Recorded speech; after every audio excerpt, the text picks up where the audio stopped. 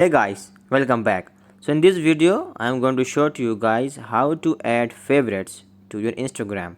It's a very easy and simple process and it works both on Android as well as on iPhone. So let's begin.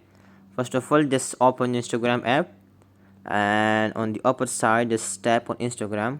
But let me make it sure to you guys that if you do not see these options or this function working on your device on your Instagram, make sure that your Instagram is updated to its latest version.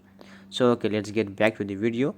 So just tap on favorites, and as you can see I have added favorite, and let me show you how it's added.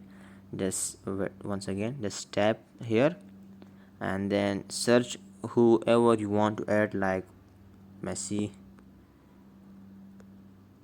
Messi has add him and etc person. So whichever person you want to add, just by adding it, and then just scroll down, and then yeah, that's it. So it has been added, and this is my favorite feed. And as you can see, Leo Messi, I just added him right now. And as you can see over here, that's a star.